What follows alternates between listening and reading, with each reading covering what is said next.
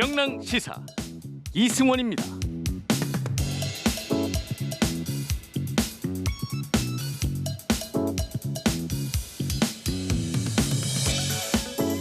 네, 오늘 열린 정경심 동양대 교수 1심 재판에서 재판부는 징역 4년을 선고하고 법정 구속했습니다. 자녀 입시 비리 혐의에 대해서는 모두 유죄로 판단을 했습니다. 이후 조국 전 장관은 입장을 발표했습니다. 1심 판결 결과가 너무도 충격적이다라고 밝혔고요. 검찰 수사에 출발이 된 사모펀드 관련해서 횡령 혐의가 무죄로 나온 것이 다행이다. 이렇게 입장을 내놨습니다. 1년 4개월 만에 1심 판결입니다. 안녕하세요. 이승원입니다.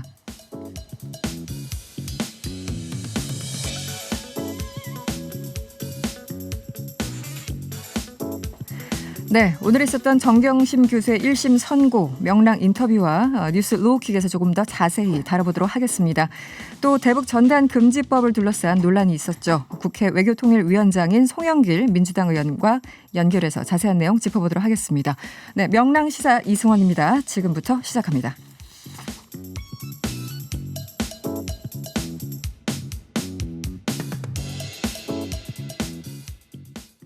우선 전체 판결에 대해서도 동의하기 어렵지만 특히 입시 비리와 관련된 부분, 또 양형에 관한 의견, 그다음에 법정 구속의 사유에 이르기까지 저희 변호인단으로서는 도저히 동의할 수 없는 말씀들을 해주셔서 어쨌든 이제 고등법원에서 다퉈야 될 것 같습니다.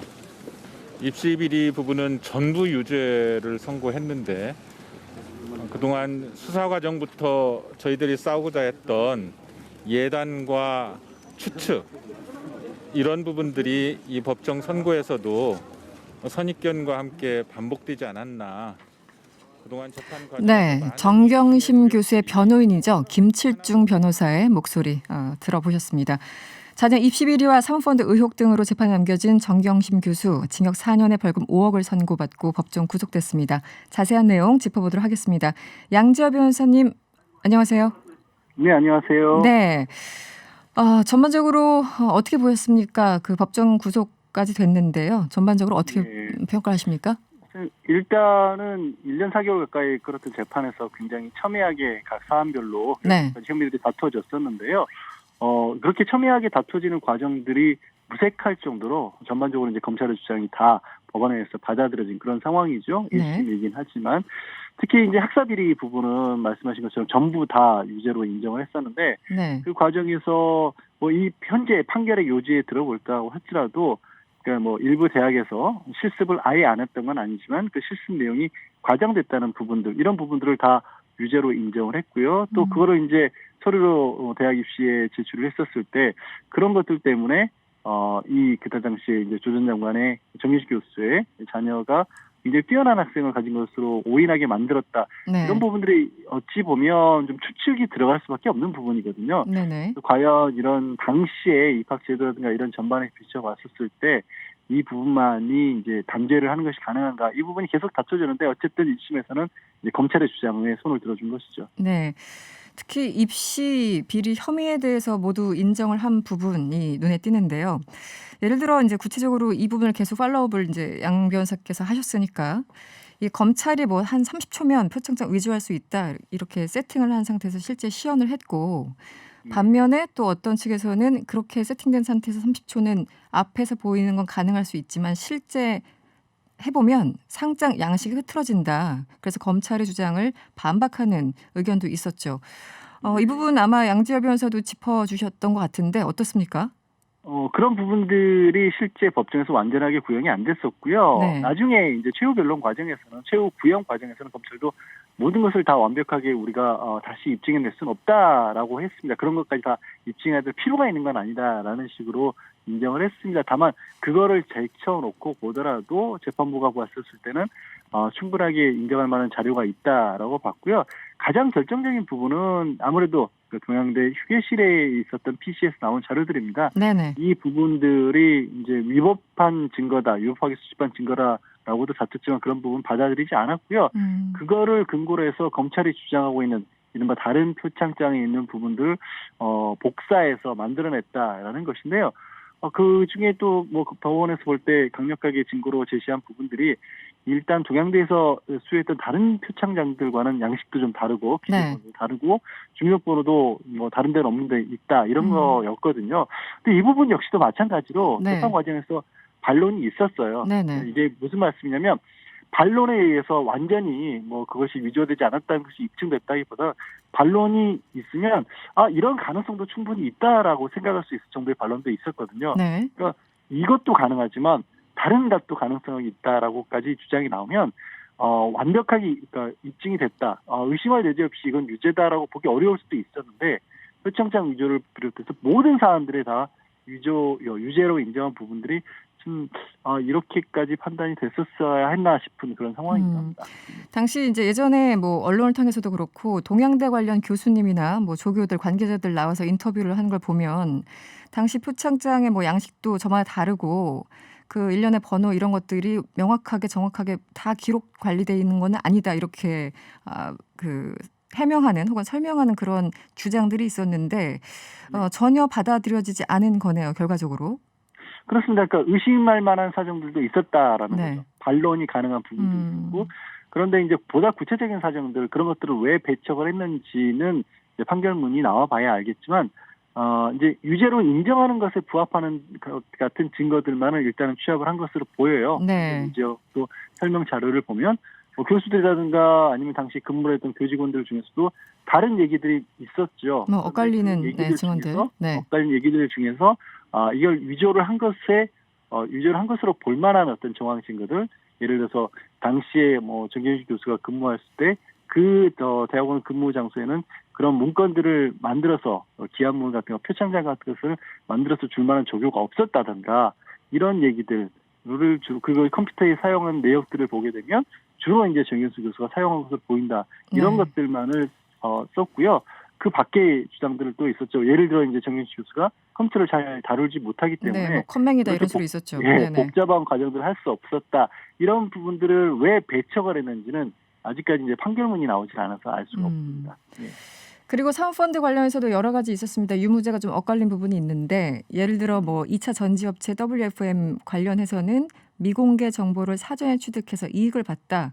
이런 부분은 유죄라고 봤고 또 다른 사모펀드 관련해 가지고 그 횡령 혐의는 또 무죄로 보고 좀 엇갈린 부분이 있었습니다. 어떻게 보셨습니까?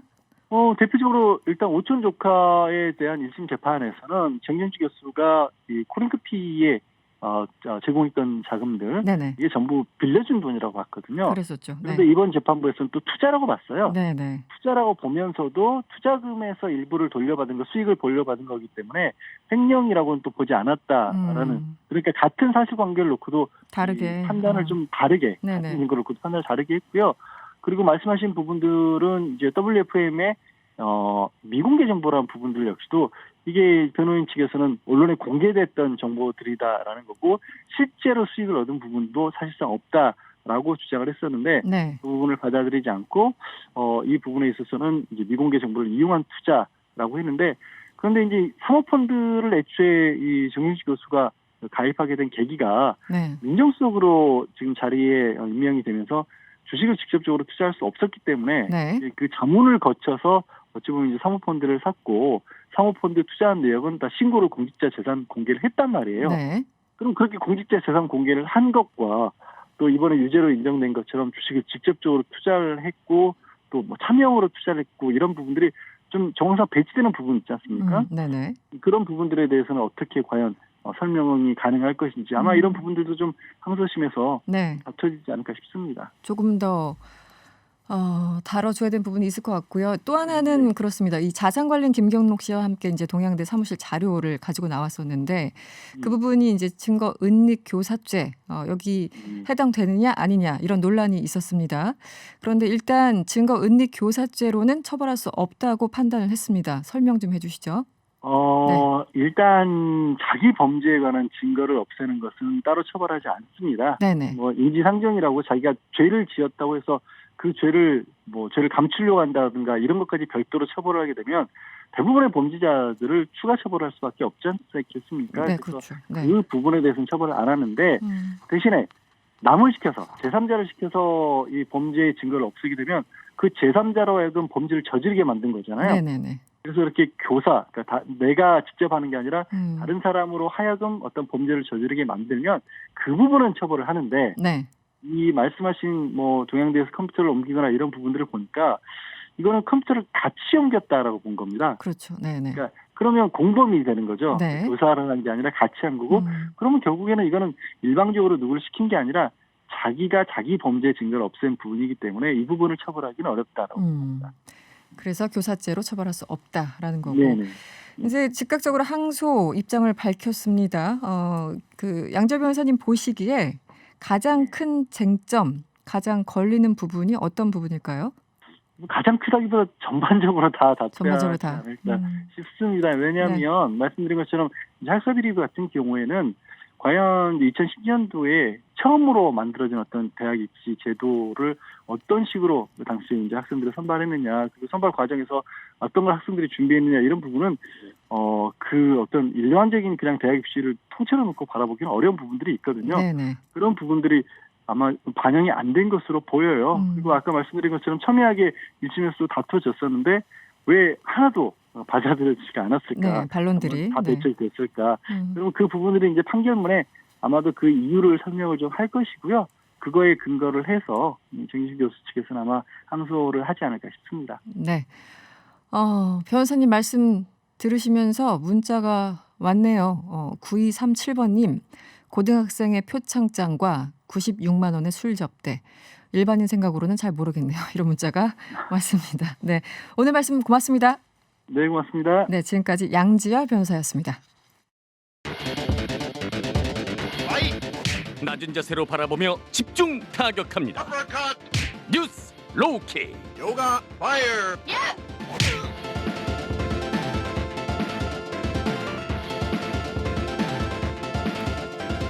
네, 낮은 자세로 오늘의 이슈를 집중 타격하는 시간이죠. 뉴스 로우킥 시간입니다. 이 시간 함께할 두 분 소개해드리죠. 오창석 시사평론가 그리고 박연미 시사평론가입니다. 어서 오세요. 안녕하세요. 네, 안녕하세요. 네, 오늘 유독 바쁘셨을 것 같습니다. 네, 네. 이 재판 결과가 나왔고 네. 사실은 이제 이 재판 결과 그리고 변창흠 후보자 관련된 내용 그리고 네. 윤석열 총장에 대한 이 가처분 신청 이 사실 오늘 내일 이번 주에 다 나오거든요. 그리고 그렇죠. 연말 이슈가 사실상 크리스마스가 지나면 연말 정산 분위기로 가기 때문에 네, 네. 올해 이슈는 오늘로서 거의 끝나는 분위기입니다. 그런 분위기. 네, 이게 사실 연말까지 쭉 간다고 보면 되거든요. 네. 그렇기 때문에 가장 핫했던 하루였습니다. 네. 그렇죠. 네, 당장 뭐 지금 양지열 변호사와도 이야기를 나눠봤습니다만 정경심 교수 1심 선고 내용을 조금 짚어보도록 하죠. 1년 4개월 만이고 관련해서 이 법원의 첫 판단인 만큼 그만큼 규칙가 주목되는 그런 상황이었는데 네. 입시 비리 부분은 뭐 다 유죄다. 대부분 유죄로 판단을 한 것 같습니다.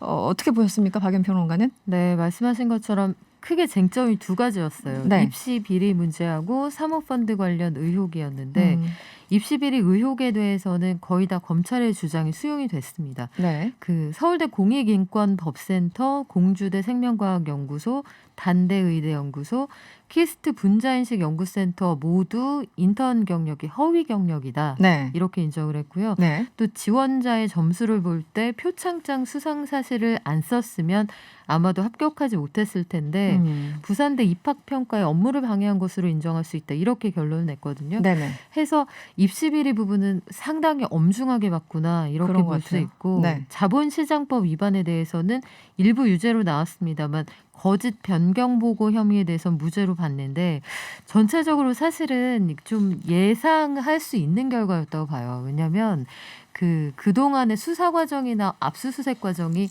굉장히 이례적이다 싶을 정도로 많은 인원과 그리고 아주 잦은 압수수색 이런 것들이 네. 이루어졌기 압수수색 때문에 100곳. 네. 그 사법 처리 과정이 굉장히 엄정하게 이루어지겠구나 이런 생각을 해볼 수 있는 과정이었거든요. 네네. 조국 교수는 이에 대해서 이게 운명인가 보다.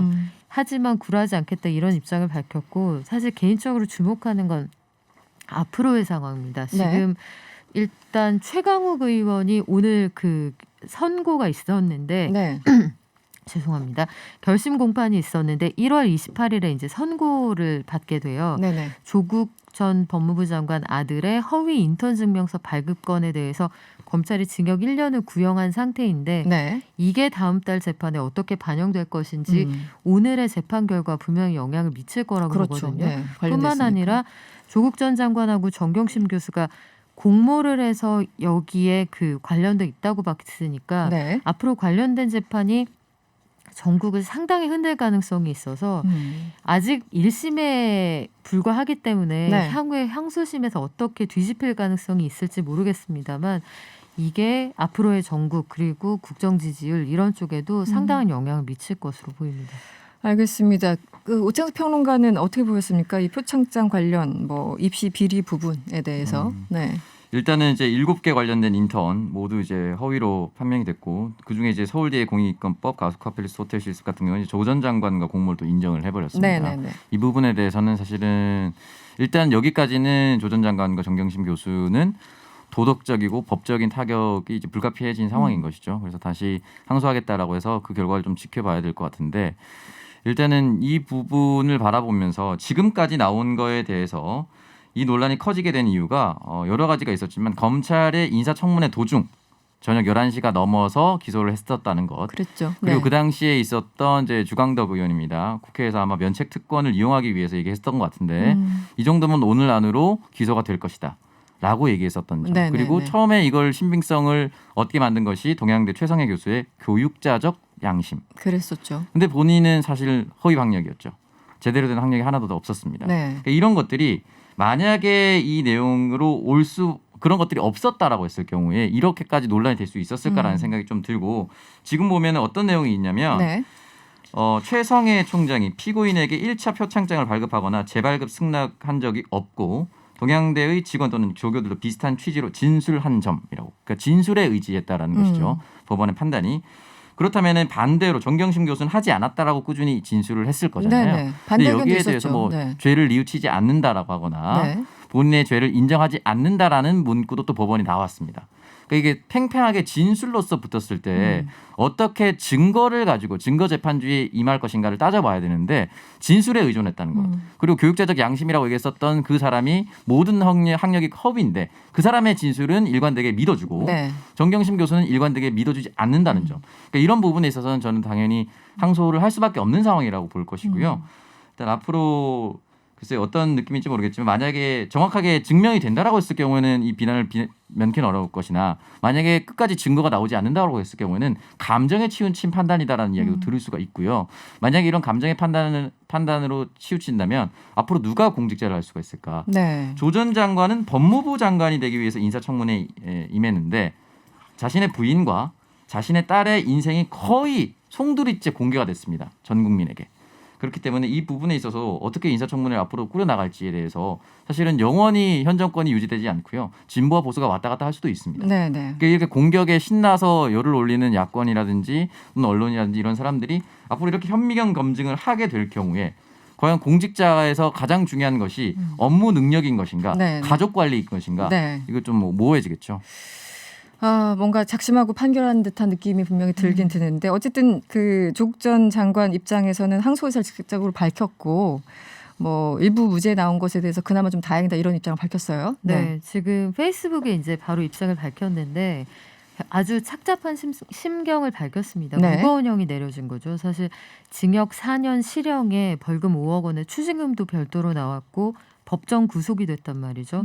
근데 앞으로의 변론 계획을 세우는 게 아마 만만치가 않을 거예요. 왜냐하면 이 정경심 교수에 대한 판결을 내리면서 1심 재판부가 반성의 기미가 전혀 보이지 않는다. 본인의 행위를 전혀 인정하지 않고 있다라는 점을 지적을 했는데 네. 정경심 교수 입장에서는 본인이 그런 행위를 했다고 인정하지 않을 뿐더러 여기에서 일부 이른바 개정의 정의라고 하는 재판정에서 쓰는 용어를 사용한 그런 행위를 보이게 되면 본인의 행위를 인정하게 되는 거예요. 그러면 유죄 사실을 인정하는 거기 때문에 네. 근본적으로 이게 메비우스의 띠처럼 구조가 그렇죠. 반박을 한 건데 그것을 반박을 할 수 거짓말하고 없는 있다. 상황이 그렇죠. 되어버리는 거거든요. 해서 정경심 교수 입장에서는 1심 이 판결이 굉장히 좀 극복하기 쉽지 않은 그런 판결이 될 것 같은데 앞으로의 변론 계획은 좀 지켜봐야겠고요.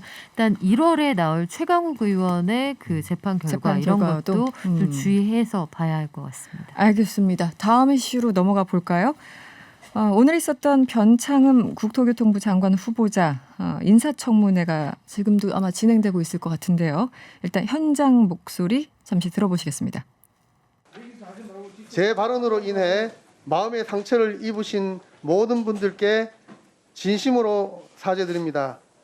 특히 김 군과 가족분들 그리고 오늘 이 시간에도 위험을 무릅쓰고 일하고 계신 모든 분들께 이 자리를 빌려 거듭 사과의 말씀을 올립니다.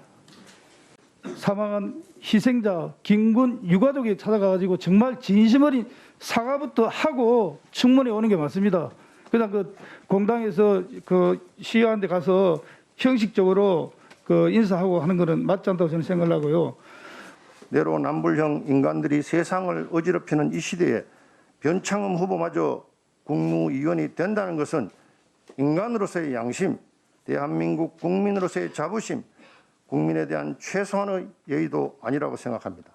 따라서 변창흠 후보자는 오늘 즉시 자진 사퇴하고 네, 뭐 청문회가 늘 그렇듯 처음부터 네. 이제 고성이 오고 가고 사퇴하라는 얘기가 나오고 그럼에도 불구하고 어제 인사청문회보다는 오늘 청문회에 모든 그 이목이 집중됐던 건 사실입니다. 워낙 과거 발언들이 문제가 네. 됐기 때문에. 네. 일단 구의역 김군의 사고에 대한 그 부적절한 발언 그리고 여러 가지 과거에 그 임대주택에 거주하시는 분들을 약간 비하하는 듯한 네, 발언 네. 이런 것들이 문제가 됐는데 네.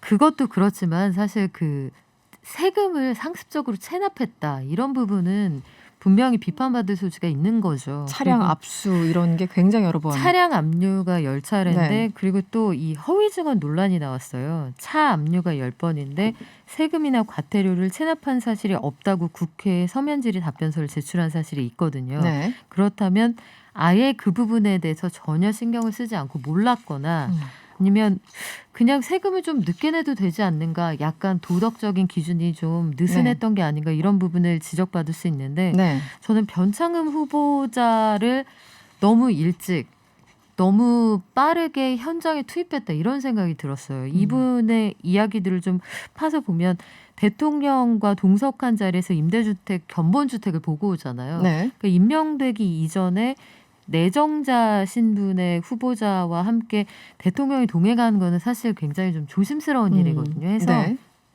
이 국민 정세에 맞는 것 같지는 않아요. 김군의 희생에 대해서 얼마나 사회적으로 가슴 아파했는지 중대재해법에 대해서 사람들이 얼마나 관심을 가지고 있는지 일감 몰아주기나 영끌에 대해서 얼마나 사회적 논란이 큰지 생각해보면 이 대통령께서 동석해서 현장을 가기에는 조금 이르지 않았나. 네. 내부 승진이라는 안전한 방법도 있었는데 내정자 선택이 좀 급했다 이런 생각이 들고 알겠습니다. 네. 그렇습니다. 오창석 평론가는 어떻게 보였어요? 일단은 이 말실수 부분에 있어서 이 방송에서도 여러 차례 말씀을 드렸지만 이 부분에 대해서는 반드시 사과를 하고 넘어가야 됩니다. 네네. 맥락상 그럴 수 있었다라는 부분은 없고요. 반드시 사과를 해야 되는 부분인 거고.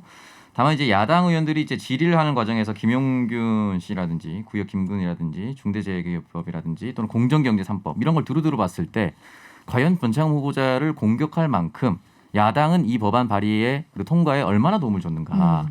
그러니까 이 부분을 봐야 되는 것이거든요. 그러니까 공격할 수는 있습니다. 잘못된 발언이 있었기 때문에. 근데 본인들 스스로도 국회에서 할 수 있는 일을 하지 않고서 똑같은 이유로 발언으로 뭐라 한다. 네. 근데 발언보다 우리 사회에 큰 파급력을 미치는 건 법안발입니다. 그렇죠. 네. 발언은 사실은 이 사람이 사과하고 진심으로 어루만지고 용서를 바랄 때까지 무릎 꿇고 사죄해서 받아낼 수 있는 거거든요. 용서는. 근데 발의를 하지 않으면 우리 사회가 바뀌지 않아요. 네. 그러니까 이 부분에 있어서는 사실은 어디에 더 초점을 줘야 되는 것인가. 저는 야당 의원들이 법안 통과에 좀 더 신경을 많이 쓰고 이 얘기를 했으면 좋겠다라는 생각이 좀 들고. 숙제는 안 하고 비판만 한다. 그렇죠. 네네. 그리고 두 번째는 사실은 또 오늘 과정에서 이 후보자의 또 실수, 말실수 같은 것이 또 나왔어요. 그러니까 이제 화장하지 않은 상태에서 여성들이 이제 같이 다른 모르는 사람과 밥을 먹고 싶어하지 않는다라는 취지를 발언을 했었는데 이게 말 실수가 이런 식으로 만약에 반복됐을 경우에 네. 이 사람의 기본적인 인식 자체가 잘못됐다라는 네. 이야기를 또 들을 수가 있거든요. 그래서 이 부분에 대해서 변창흠 후보자 같은 경우는 사실 아직까지 그 SH나 LH 공사 사장에 재직을 했었던 이 경험으로 앞으로 공공임대주택을 어떻게 할 것인가에 대한 정책적 질의가 거의 안 나왔습니다. 그러니까 이 부분에 대해서는 본인 스스로가 좀 강조할 수 있고 얘기를 해야만이 이 부분을 흔히 말하는 이제 돌파를 할 수가 있고요. 물론 이제 야당이 반대한다 하더라도 대통령이 임명을 하면 끝이기 때문에 상관없겠으나 언변 말을 하는 부분에 있어서는 최대한 조심을 해서 본인이 왜 내정이 됐고 어떤 정책을 펼칠 것인가 이 부분 좀 초점 줘야 될 것 같아요. 이 변창흠 후보자는 기본적으로 그러니까 사람의 언행이라는 거는요. 네네. 사유를 뛰어넘을 수 없어요. 그러니까 이 사람의 말과 행동은 평소 인식을 반영하는 그렇죠. 거라고요. 네네. 그러니까 이분이 약자나 여성 그 사회적 소수자에게 가지고 있는 평소 인식이 저는 이게 맥락을 봐달라라든지 전체적으로 보면 문제가 아니다라는 논리에 전혀 동의하기 어려운 게 국무위원이 될 사람이잖아요. 네네. 알고 봐야 메시지가 전달되는 분이면 작은 돌멩이 하나에도 활활 타오르는 부동산 시장 정책을 담당할 깜냥이 안 되는 거예요. 이 사람이 던지는 메시지 하나가 네. 정부의 정책적 지지율을 그 좌우할 수 있는 그런 내용인데 국무위원의 말을 알고 보고 곱씹어 봐야 이해가 된다고 하면 저는 거기서 일단 결격이 있다고 보는 거거든요. 네네. 위기 커뮤니케이션에서도 보면 그래서 VIP는 숫자를 함부로 말하게 하거나 현장에 가게 하거나 어떤 그 세태에 대한 단언적 확신을 하지 않도록 하는 게 위기 커뮤니케이션의 기본입니다. 네네. 이거는 제가 위기 커뮤니케이션을 가지고 논문을 써서 이 분야에 대해서 네. 고민을 꽤 많이 했는데 네. 그래서 좀 여러 가지 면에서 변창흠 후보자를 내정해서 이 언론에 먼저 공개한 그런 상황이 굉장히 리스키했다는 생각이 들고 투자 원칙상으로도 해지가 좀 필요했어요. 그러니까 이 아직 임명도 안 된 후보자가 국정 지지율에 영향을 미칠 정도로 그 정도 노출되게 해서는 안 됐었다는 생각이 들고 글쎄요. 이렇게 밀어붙이는 게 답인가 저는 솔직히 잘 모르겠습니다. 이게 어떤 한 곳에서 실수가 아니라 분야별로 실수가 연달아 발생하니까 좀 종합적으로 좀 뭐지? 약간 이런 생각. 아까 뭐 여자 화장 전 태어나서 처음 들어봤는데 저런 그게 얘기를. 어떤 네. 맥락인지 저도 여자인데 무슨 말인지 이해가 안 되거든요. 네. 궁금하지도 않아요, 사실은. 네. 아빠 찬스 의혹은 또 뭡니까? 이제 아빠 찬스 의혹은 이제 지인 뭐 낙하산 채용이라든지 딸이 이제 특목고 진학을 하기 위해서 네. 인턴십 같은 뭐 봉사활동 같은 걸 한 건데 이제 이 부분은 좀 검증이 조금 오래 지속이 될 것 같아요. 왜냐하면 이 고등학교 진학 못했습니다. 그렇기 때문에 진학하지 못했었던 실패한 수험생의 자료를 가져와서 네. 입증을 해야 되는 거거든요. 그러니까 만약에 성공했다라고 하면은 네네. 그 학교에 물어보면 돼요. 그 자료가 남아 있는지. 근데 사실은 이제 떨어진 수험생의 자료를 가지고 있을 리 만무하고 개인 정보이기 때문에 법상 파기해야 돼요. 그러니까 이 부분에 대해서는 이제 봉사활동 단체를 또 가봐야 되는데 이 봉사활동 단체가 또 이걸 입증을 해서 어떻게 얘기할 수 있을 것인가. 그러니까 단기가 나올 수는 없는 부분입니다. 일단 해명은 환경정의 시민연대 봉사활동을 했다는 의혹에 대해서 자녀가 봉사 실적에도 잡히지 않고 아무것도 없다. 봉사 실적이 잡히지 않았다. 이렇게 해명을 했고요.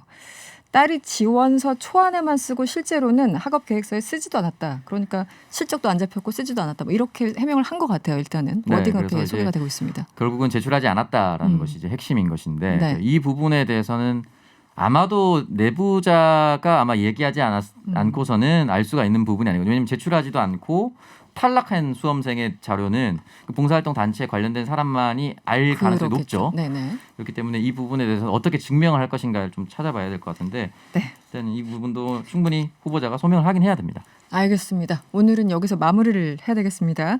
뉴스 로우킥이었고요. 지금까지 박여미 평론가, 오창석 평론가였습니다. 오늘 고맙습니다. 고맙습니다.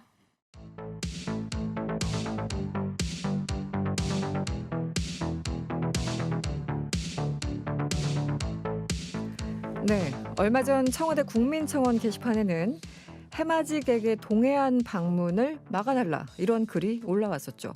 코로나19로 직장을 잃었다는 이 청원인은 삶의 터전까지 잃고 싶지 않다면서 호소한 건데요. 실제 12월 31일 KTX 상황을 보니까 서울에서 강릉으로 가는 모든 표가 매진됐다고 합니다. 오늘 명랑 인터뷰에서는요. 김한근 강릉시장 연결해서 해맞이 방역 대책 어떻게 마련하고 계신지 직접 들어보도록 하겠습니다. 시장님 안녕하세요. 네, 안녕하십니까. 강릉시장 김한근입니다. 네, 반갑습니다. 강릉시에서 해맞이 특별 방역 대책을 발표하셨는데요. 어떤 내용들이 포함되어 있는지 간단하게 설명을 좀 부탁드릴게요. 네, 정부가 발표문에 이미 발표를 했죠. 그래서 국민 대표 해맞이 장소인 정동진에 대해서는 이제 출입을 통제한다는 걸 발표를 했습니다. 네. 우리 강릉시에서는 정동진 외에도 여러 해맞이 명소가 있기 때문에 혹시 이제 풍선 효과가 정동진을 폐쇄하면 다른 곳으로 또 이제 이동할 수가 있기 때문에요. 저희들이 추가적으로 강릉의 모든 해변들을 봉쇄하는 그런 조치를 취했습니다. 여기에 더해서 오죽헌이라든가 바다부채길이라든가 모래시계공원 같은 국공립 관광시설도 네. 정부의 날짜에 맞춰서 24일부터 1월 3일까지는 함께 폐쇄를 했습니다. 네. 네네. 지금 여러 가지 방역 때문에 어쩔 수 없이 이런 조치를 취하시는 걸 텐데요. 네네. 이제 그럼에도 불구하고 KTX는 매진된 상황이라고 하고요. 그렇습니다. 혹시 새벽이나 뭐 네네. 야밤에 몰래 무단으로 들어오는 사람들도 있을 것 같긴 해요. 네, 이거 당연히 어떻게 그렇습니다. 단속을 하실 겁니까? 네. 저희들이 지금 현재 그렇게 오시는 분들이 조금 불편을 감수하실 수밖에 없을 것 같습니다. 저희들이 추가적으로 네. 12월 31일 오후 3시부터 1월 1일 오후 3시까지 24시간 동안 강릉 시내 관내에 모든 식당에서는 취식을 일단 금지하고요. 포장하고 배달만 가능하도록 행정명령을 발동을 했고요. 네. 또 이제 미리 오신 분들이 추위 때문에 찜질방 등에서 대기를 많이 하셔서 네.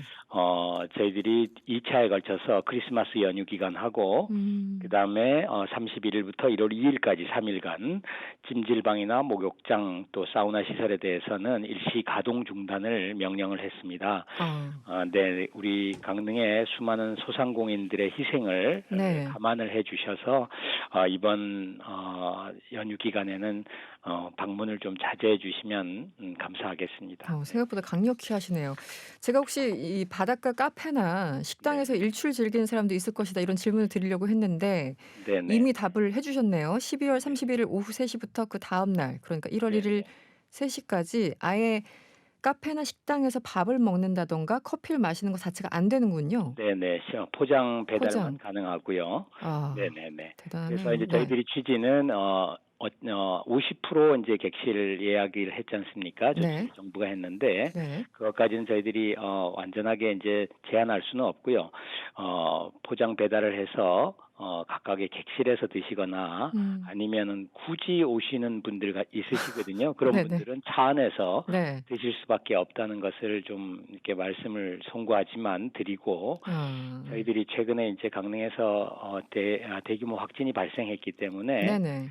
저희들이 부득이 이런 조치를 할 수밖에 없고 가장 중요한 것은 역학조사를 할 수가 없습니다. 왜냐하면 이렇게 30-40만의 해맞이 관광객이 몰려서 전국으로 퍼지면 네. 전국 전체가 역학조사에 한계 상황에 봉착합니다. 그렇죠. 네. 네네. 그러면 수많은 의료진들이 또 고생을 해야 되고요. 그래서 저희들의 강릉이 조금 희생을 하더라도 네네. 어떻게든 전국적인 확산을 막아야 되겠다라는 정말 고육지책을 저희들이 발표를 할 수밖에 없었다는 점을 알겠습니다. 말씀드리겠습니다. 네. 그럼에도 불구하고 이 특수를 포기할 네네. 수밖에 없는 상황이다 보니까 상인분들은 굉장히 속상해 하실 것 같아요. 어떻게 지원책이 마련돼 있습니까? 네, 당연히 그렇고요. 네. 정부 차원에서도 지금 3차 재난금을 검토를 하고 있지 않습니까? 네네. 우리 강원도에서도 소액이긴 하지만은 검토를 지금 소상공인들에게 하고 있고요. 저희들이 시 차원에서도 이제 검토를 하고 있습니다. 지금. 네네. 내년 연초가 될 것 같은데요. 그런데 이제 저희들이 시민대책위원회를 구성을 했습니다. 민관군으로 해서. 네.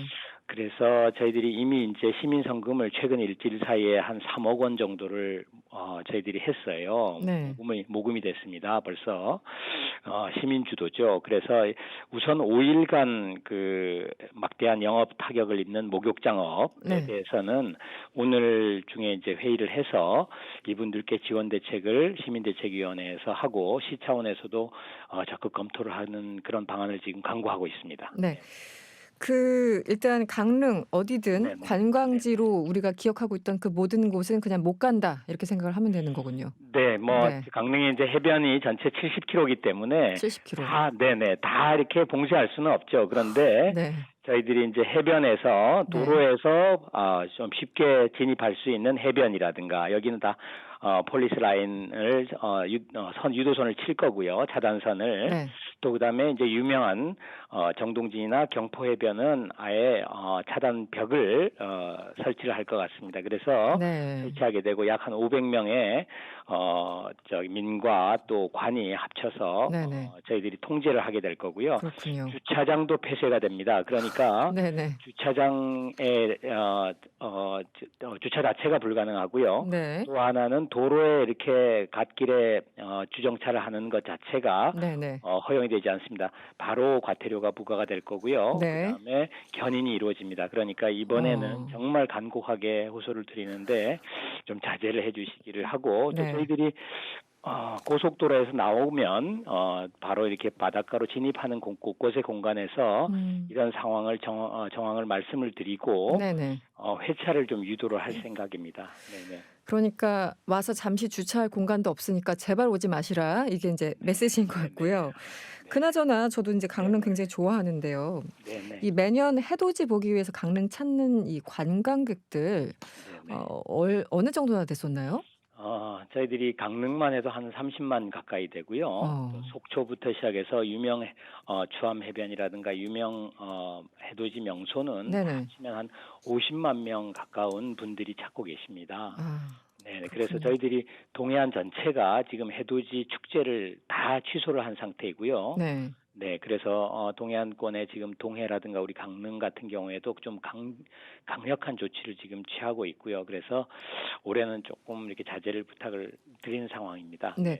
다만 네네. 네, 저희들이 이런 또 아쉬운 분들이 있을 것 같아서 네. 저희들이 유튜브를 통해서 온라인으로 네, 대관령 정상과 네, 네. 경포 또 정동진 이곳에서 유튜브 중계를 합니다. 실시간으로. 그러니까 네. 좀 아쉬운 부분은 네, 유튜브를 통해서 좀 달래주시고 네네. 내년에 오시면 저희들이 아주 정말 따뜻하게 배로 음. 따뜻한 마음으로 저희들이 영접하도록 하겠습니다. 영접까지. 네. 시장님 하나 더 질문 드릴게요. 지난 네네. 13일부터 전국에서 처음이죠. 이 네네. 모든 시민을 상대로 진단 검사를 네네. 진행 중이다. 그렇습니다. 예, 이 보도를 봤는데 네네. 시민들 참여율은 좀 높습니까? 어떤가요? 네. 저희들이 이제 우선 집중한 것이 택시, 버스 같은 대중교통 운영하시는 분들, 그다음에 복지시설, 또 그다음에 의료 종사자, 네. 기타 이제 다중시설 근무자 위주로 집중적으로 해서요. 저희들이 지금 2만여 분 이상을 했고요. 시민들이 적극적으로 참여하고 있다고 이렇게 보시면 되겠습니다. 알겠습니다. 네네. 지금 이 상황에서 그럼에도 불구하고 KTX 승차권이 매진됐다는 게 계속 걸리거든요. 저 개인적으로는. 물론 네네. 마음은 굴뚝 같지만 마지막으로 시장님께서 강력하게 아주 짧게 혹시라도 네네. 강원도 이번에 오고 싶어 하시는 분들한테 한 말씀 해주시고 마무리를 하겠습니다. 네. 네. 올해만큼은 정말 자제해 주시고 올해를 정말 잘 넘겨주시면 네. 코로나가 종식된 이후에 우리 동해안 모든 시군이 정말 더 따뜻하게 정말 한마음으로 국민 여러분들을 지극하게 모실 것을 약속을 드리고 알겠습니다. 올해는 정말 좀 자제해 주시길 간곡하게 부탁 올리겠습니다. 네. 오늘 고맙습니다. 네, 감사합니다. 네. 지금까지 김한근 강릉시장이었습니다. 네, 8797번님, 해돋이 꼭 가지 말라고 하면 가는 분 계십니다. 해맞이 자제합시다. 취직도 안 되는 상황이 두렵습니다. 이런 문자 주셨고요. 조병섭님, 쉽게 말해서 그룹으로 모이는 연말연시가 아니어야 한다는 거죠. 그리고 크리스마스도 마찬가지고, 이런 문자 주셨습니다. 어쨌든 유튜브로 우리 새맞이 함께 하실 수 있으니까요. 여러분들 함께 해주시고요. 3부에서는 의사 국시 관련해서 경실련 입장 들어보고요. 또 대북전단 관련해서 민주당 송영길 의원과 인터뷰 예정돼 있습니다. 3부에 돌아오겠습니다. 이승원입니다. 이승원입니다. 명랑시사 이승원입니다. 이승원입니다. 명랑 이승원입니다. 이승원입니다. 명랑시사 이승원입니다. 명랑시사 이승원입니다.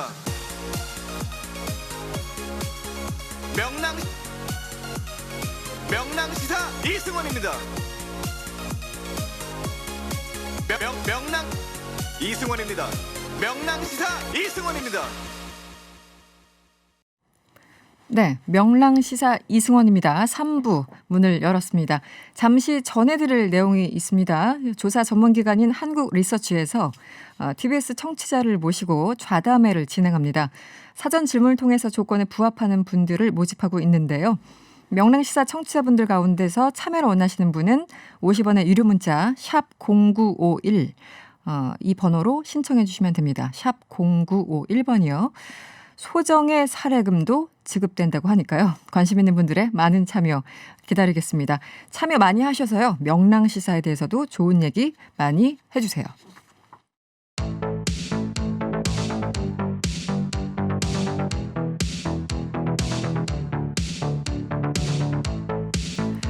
네, 지난 20일 정세균 국무총리가 의사 국가고시 응시를 거부한 의대생들을 구제할 가능성에 대해서 언급했습니다. 찬반 의견이 굉장히 나뉘고 있는데 이게 또 정치적인 논쟁이기도 하죠. 오늘 관련해서 이야기를 들어볼 텐데요. 인터뷰 들어가기 전에 대한의사협회, 그러니까 의사들의 입장을 대변하는 대한의사협회 김대하 대변인이 지난 21일 YTN과 전화 연결해서 했던 발언을 먼저 듣겠습니다. 본과 4학년 의대생들의 국가시험 응시 문제는 내년 원래대로라면 이제 내년 2월 말 3월에 배출이 되어야 되는 의사 약 3천 명이 배출이 안 되는 상황이 되는 것이고요. 의료 현장에 굉장히 심각한 혼란이 유발이 되고요. 사실 그 업무 부담이 계속해서 그 윗연차와 거기 위에 있는 전문의들한테도 가중이 되는 상황이 되고요. 그렇게 되면 결국 전체적인 의료기관의 어떤 의료 서비스의 질이라든지 양에 영향을 미칠 수밖에 없고, 다시 말해서 거기 오시는 환자분들의 치료받는 권리라든지 치료의 질에도 영향을 미칠 수밖에 없는 문제가 되기 때문에 굉장히 심각한 것이 됩니다. 그래서 어제 총리께서 이렇게 말씀하신 부분에 대해서는 좀 다행스럽게 생각하는 부분이 있고요. 다만 실기 시험이기 때문에 실제로 학생들이 시험을 보는데 시험 시간이 굉장히 많이 소요가 되는 부분이 있습니다. 네네네. 그래서 빠르게 해결이 필요하다. 빠르게 어떤 방법을 모색해야 된다. 이렇게 말씀드리겠습니다. 네, 대한의사협회 입장 잠시 들어보셨는데요. 저희가 다음에 기회 되면 인터뷰 요청을 해서 정식으로 입장을 들어보도록 하겠습니다. 오늘 모실 분은요. 경제정의 실천 시민연합, 그러니까 경실련이죠. 남은경 정책국장 연결해서요. 의사국시 재응시 허용에 반대하는 성명에 대해서 이야기 나눠보도록 하겠습니다. 국장님 안녕하세요. 네, 안녕하세요. 네, 먼저 불법 특혜 의사국시 재응시 허용하는 것을 반대한다 이렇게 성명을 내셨어요. 어떤 입장이신가요? 네, 제가 알고 있기로는 이제 국가고시 관련돼서는 관련 법이 있고 그 네. 관련 법에 따른 절차나 기준에 따라서 실시하는 걸로 알고 있습니다. 그런데 지금 현재 의사국시가 시기가 지났고 그런데 이제 의대생들한테 실기시험을 거부한 학생들한테 이제 재응시 기회를 준다는 것 자체가 이제 법과 원칙을 허물었다는 생각이 들었고요. 네. 특히 특정 직역에 대한 특혜성이 높기 때문에 네. 이번에 문제 제기를 하게 되었습니다. 네. 말 그대로 국가 시험이고 또 국가 시험은 뭐 의사들을 대상으로 한 시험만 있는 게 아닌데 이 학생들한테 다시 이렇게 기회를 주면은 형평성에 어긋난다 이런 취지이시네요.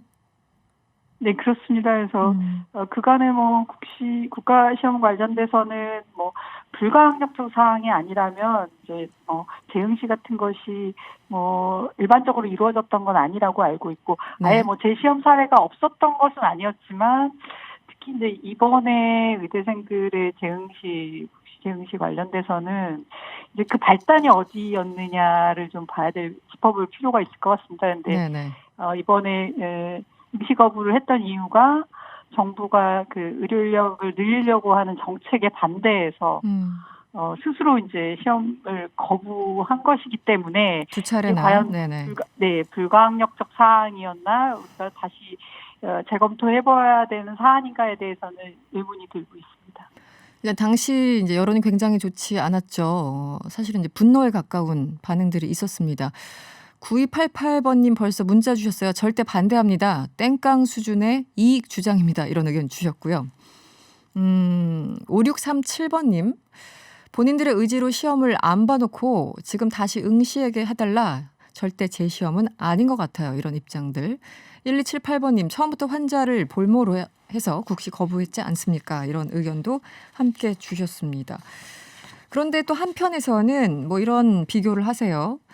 우리 집회나 데모 했을 때도 단순 가담자는 경찰이 방면해 준다. 의대생들은 약간 어떻게 보면 단순 가담자였다. 선배 의사들이나 의사협의 문제였다. 이렇게 주장하시는 분들도 계십니다. 어떻게 보십니까? 글쎄요, 일부 그 분위기에 편승한 부분이 없다, 이렇게 얘기할 수는 없겠지만, 네. 말씀하신 것처럼 이거는 국가 시험입니다. 그리고 본인들의 향후 이제 직업과 관련된, 그리고 또 향후 인생 계획이라든지 이런 것들을 결정하는 되게 중차대한 일이라고 생각이 들고요. 네. 그런 일에 단순 가담했다, 일시적인 감정으로 했다라는 것은 조금 납득하기 어렵습니다. 네. 어린 학생들도 아니고 네네. 대부분 그렇죠. 성인 이상이고 또 특히 또 어려운 공부들을 하고 있는 학생들이기 때문에 이 생각이 거기에 못 미쳤다라고 보기에는 이제 저희가 그렇게 판단하기에는 쉽지 않은 상황들인 거고요. 네. 저는 향후에 이제 우리나라 국민들의 생명과 안전 이런 의료 영역에서 일할 전문가라면 자신들이 생각하고 판단하고 선택한 것에 대해서 책임지는 모습을 보이는 것이 저희는 오히려 네네. 떳떳한 행위가 아닐까 그런 생각을 하고 있습니다. 그렇죠. 어쨌든 본인들의 의사로 2번이나 국가고시 응시 기회를 발로 찬 건 사실입니다. 그럼에도 불구하고 일각에서는 지금 이제 코로나 상황 때문에 워낙 심각하고 의료진들이 거의 번아웃 상태인 건 또 사실이니까요. 지금 이 상황에서는 밉지만 어쩔 수 없이 허용을 해야 된다. 이렇게 또 주장하시는 분들도 계십니다. 아시겠지만 어떻게 답변을 하시겠습니까? 네, 지금 의료 인력이 번아웃된 것은 그 코로나에 대응할 수 있는 인력 자체를 저희가 확보하지 못했기 때문에 그럽니다. 그것이 이제 그 공공의료 인력 부족, 공공의료 기관의 부족의 문제인 거고, 네. 이 문제는 이미 10년 전부터 얘기가 되었던 거고, 네. 정부가 관련 정책을 바꾸기 위해서 여러 차례 노력을 했지만 의료계는 계속 반대했습니다. 이게 하루아침에 될 문제가 아니다라고 하면서 반대를 했고, 그간에 몇 번의 실기를 했습니다. 지금 이미 10년이 흘렀는데 만약 그때 저희가 실기하지 않았다면 지금 훨씬 더 안정적인 의료 환경에서 네. 국민들이 코로나에 대응할 수 있었을 거라고 생각이 듭니다. 그렇기 때문에 코로나로 인해서 의료진이 번아웃됐다. 그렇기 때문에 불법적인 이 국시에 대한 재응시 기회를 줘야 된다라는 것은 아주 궁색한 변명이고요. 네. 실제로는 이들이 시험을 보고 간다고 해서 코로나 현장에 직접 투입될 수 있는 인력들도 아니기 때문에 저는 이제 오히려 이거는 의료계의 요구나 그런 그 수요 부족 문제들을 해결하기 위한 방편인 게 아닌가라는 생각이 조금 더 큽니다. 네. 오히려 이번 계기로 해서 공공의료의 필요성 그리고 의사들을 더 많이 뽑아야 될 필요성을 스스로 확인해줬다 이런 지적들도 나왔던 게 사실이죠. 또 하나는 이런 얘기가 있네요. 의대생 커뮤니티에 보니까 정부가 지금 급하니까 추가 시험을 준다 이런 비아냥의 글도 올라왔다고 하는데 이것도 확인을 해봐야겠습니다만 어쨌든 커뮤니티에 이런 약간 조롱한 듯한 글도 올라왔다고 합니다. 이런 반응은 어떻게 이해를 해야 될까요? 글쎄요, 그것들도 자유롭게 자신들의 의견이나 생각들을 표현하시는 거기 때문에 네. 제가 거기에 대해서 어떤 의견을 드리는 거는 그렇지 않을 것 같고요. 다만 저는 학생들이 스스로 선택한 행동에 대해서 책임을 지는 모습을 보여줘야 된다라는 생각에는 변함이 없고요. 네. 네, 그리고 알겠습니다. 이제 지금 네. 마치 이제 그 국시 재응시 요구하는 것이 이제 학생들의 생각인 것처럼 얘기가 되고 있지만 실제로 오히려 이제 그런 병원이라든지 당장의 인력 수급에 어려움을 겪는 이런 병원계나 의료계의 요구가 더 큰 것이 아닌가, 네, 그런 생각이 네. 할 수 있을 것 같습니다. 네, 입장을 충분히 알았고요. 동감하신 분들이 굉장히 많습니다. 지금 저희 문자들도 많이 쏟아지고 있는데 그럼에도 불구하고 지난 20일 정세균 국무총리가 재응시에 대해서 이제 언급을 했고 어제 그 장관 청문회 인사청문회에서 보건복지부 장관 후보자도 재응시에 대해서 좀 고민을 하는 듯한 그런 발언을 했습니다. 어떻게 전망을 하십니까? 이제 저는 뭐 국시 재응시가 아예 불가하다 이런 입장은 아닙니다. 다만 지금까지 의료계가 보여줬던 여러 가지 행태, 네. 의대생의 잘못은 아니지만 보여줬던 행태, 그리고 결국 의대생들도 결국에 언젠가는 우리 국민들 의료 현장에 나가서 의료를 봐야 되고 생명과 안전을 돌봐야 될 분들입니다. 근데 이런 네. 분들이 정부 정책에 자신들의 이익에 반한다고 정부 정책에 반대하고 그래서 또 불법 진료 거부를 불사하는 이런 모습들을 계속 보여준다라면 과연 어떤 국민들이 이게 쉽게 자신들의 생명과 안전을 맡길 수 있을까라는 생각이 들고요. 네. 정부는 이런 기회, 국민들이 이제 다 이런 상황들을 좀 인지할 수 있는 이런 기회가 오히려 공공의료를 좀 제대로 확충할 수 있는 적기라고 생각이 듭니다. 그렇기 네, 때문에 네. 학생 선발부터 교육시키고 또 일선 공공의료기관에 배치할 수 있는 그 복무까지 일련의 과정들을 통틀어서 관리할 수 있는 그런 공공의료 체계를 이번 기회에 반드시 만들어야 된다고 생각이 듭니다. 네. 국장님 말씀 들으시면서 스토크님이 문자 주셨어요. 만약 이번 의대생 구제책을 마련해주면 의사 집단이 국민과 정부를 상대로 벌인 기득권 지켜내기 싸움에서 아무런 손해 없이 완승을 거두는 것밖에 안 됩니다. 이런 의견 주셨고요. 7819번님 설레가 생기면 나중에는 통제가 안 됩니다. 절대 재응시 반대입니다. 이런 의견도 주셨고요. 한편으로는 현장 그럼에도 불구하고 필요하다. 재응시 찬성한다는 입장도 물론 있습니다. 0614번님 환자 입장에서는 당장 의사가 없으면 너무 괴로워집니다. 환자 가족의 입장에서 생각해 주세요. 이런 의견을 함께 주셨습니다. 네, 오늘 말씀 고맙습니다. 네, 감사합니다. 네, 지금까지 경실련 남은경 정책국장이었습니다.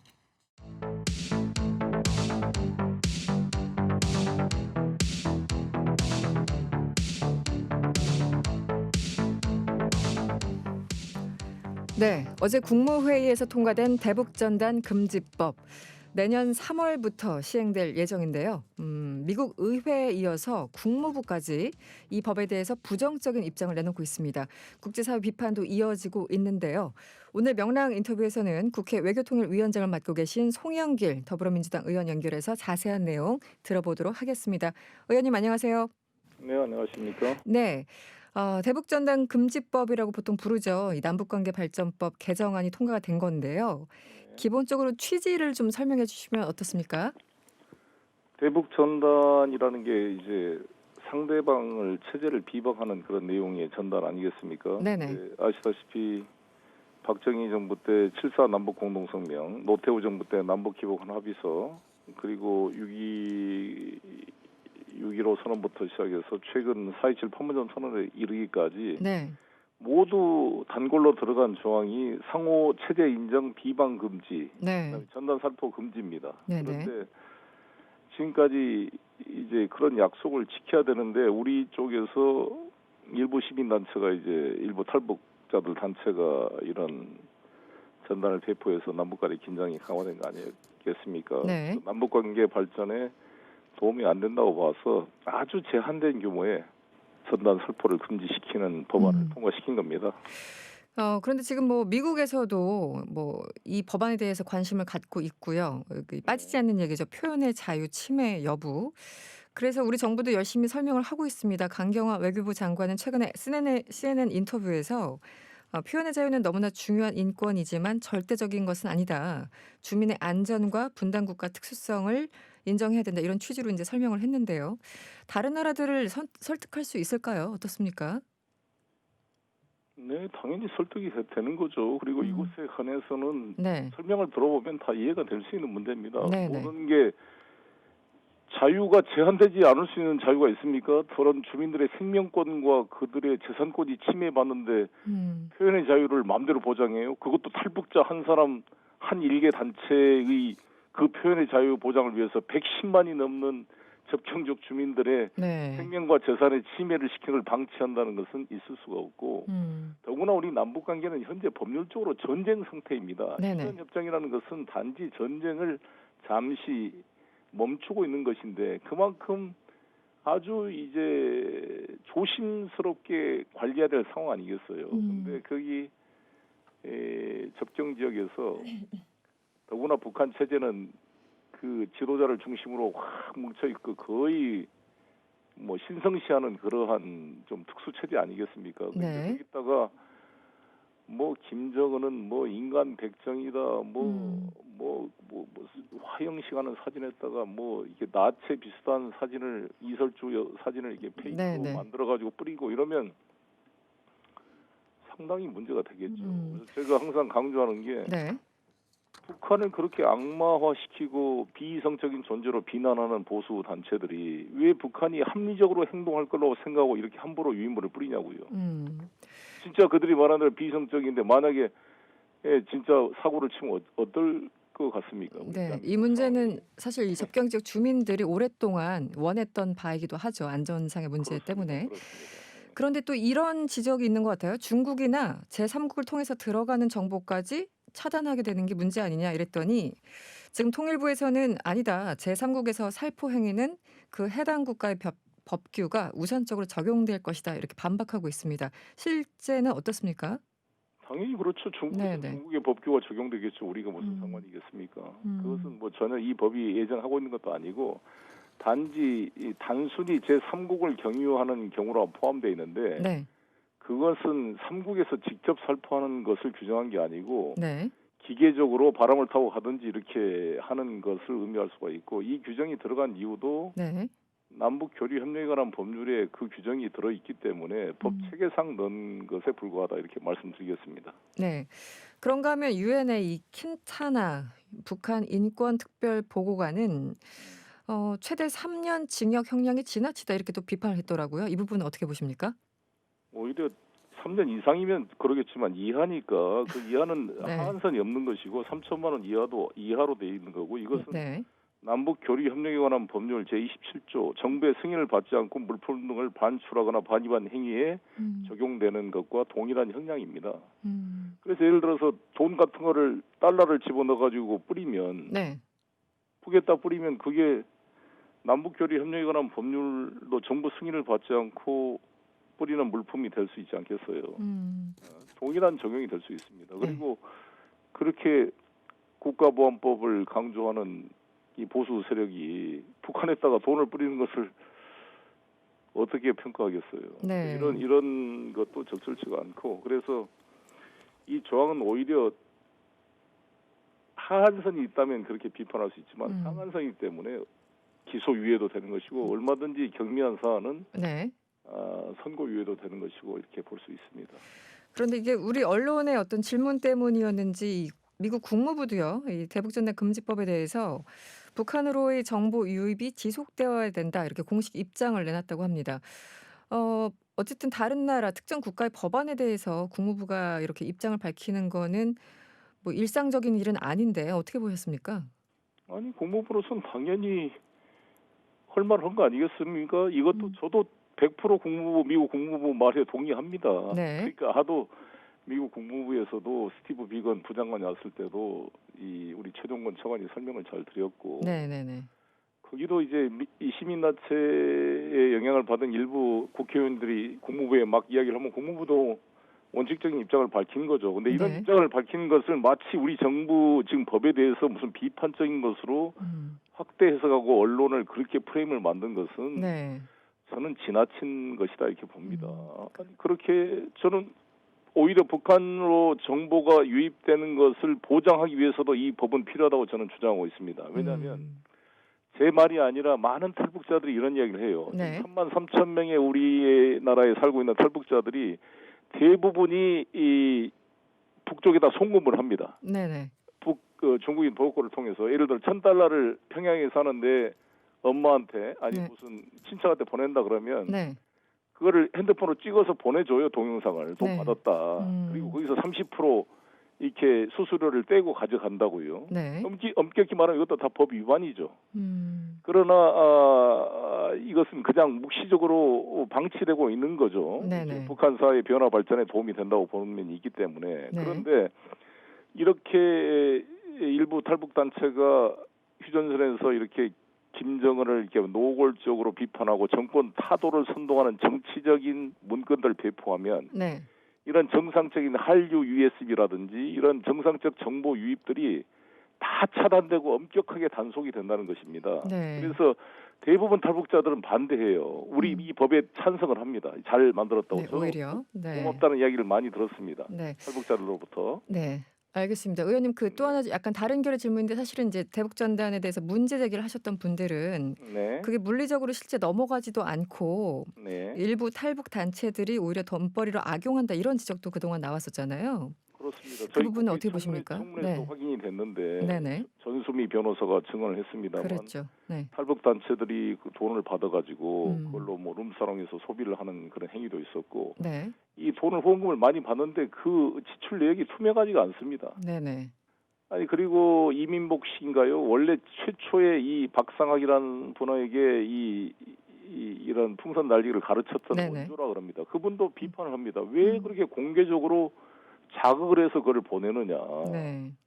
조용히 보내든지. 근데 왜 그럼 이렇게 언론에 이렇게 시끄럽게 만들고 북을 공개적으로 자극하는 행위를 하느냐. 이것을 사진 찍어서 미국 일부 단체에 보내면 거기서 돈을 보내주기 때문에 네. 그 돈을 벌기 위한 이벤트로 한다는 거 아니겠습니까?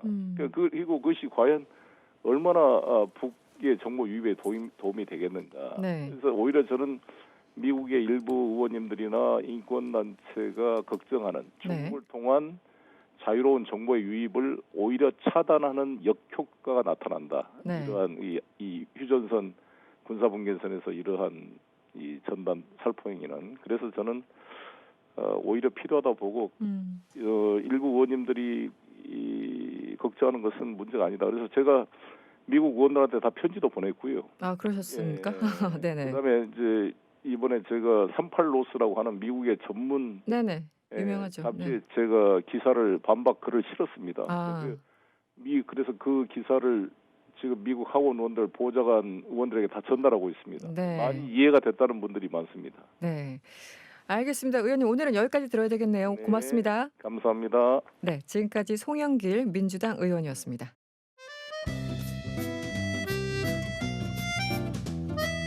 명랑시사 환경 칼럼 지구를 지켜라.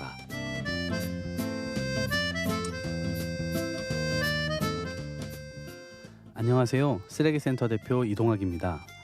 최근 서울시에서는 소각장 입지 선정위원회가 출범했습니다. 인천에 있는 수도권 매립지의 사용이 2025년까지인데다 환경부의 조치로 쓰레기 채로 땅에 묻을 수 없는 직매립 금지 방침 때문입니다. 이제 서울 시민들께서 버리는 종량제 봉투로 나오는 쓰레기들을 매립지에 바로 묻을 수 없게 된 겁니다. 그래서 불가피하게 소각장이 필요해지게 된 것인데요. 이미 5년 전에 만들어져야 했던 기구가 너무나 늦게 출범한 것이 아쉽지만 이제라도 시민들과 함께 친환경 도시로의 이행을 해 나갔으면 좋겠습니다. 서울의 금천구 같은 경우는 배출되는 쓰레기의 70%를 수도권 매립지로 버리고 있고요. 나머지를 민간 사설 소각장으로 보내고 있는 형편입니다. 가격도 톤당 가격이 10만 원가량 더 비싸고요. 현재 서울시 도심 속에는 노원, 마포, 양천, 강남 4군데의 소각장이 있습니다. 이곳들에서 하루 평균 2,300톤의 쓰레기를 소각하여 열과 난방 등의 자원으로 회수하고 있습니다. 세계적인 도시 서울에서 우리가 생활하고 난 후에 발생한 쓰레기를 제대로 처리하지 못하고 있었다는 현실이 뼈아프지만 새로 들어서는 소각장이 시민들의 사랑을 받는 시설로 잘 탄생되었으면 좋겠습니다. 더 이상 우리 국토의 쓰레기 산으로 바다의 쓰레기 섬으로 무차별적으로 쓰레기가 버려지지 않도록 우리들의 삶에 소각장과의 공존이 필요해 보입니다. 저는 내일 이 시간에 돌아오겠습니다.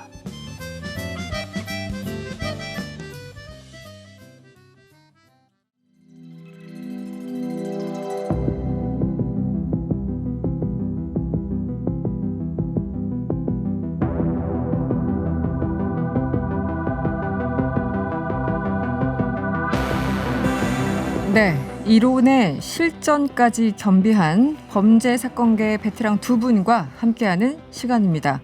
이름하여 사건 개장. 네, 두 분 모셨습니다. 프로파일러이시자 충북대 사회학과에서 지금 강의 중인 배상원 교수님 나오셨고요. 내일신문 김영선 기자도 어김없이 나왔습니다. 어서 오세요. 안녕하세요. 네, 연말은 어떻게 보내고 계십니까, 교수님? 그냥 방콕이죠. 방콕. 우울하게 계십니까? 아니요. 우울하지 않아요. 예, 예. 그렇군요. 즐겁게. 네.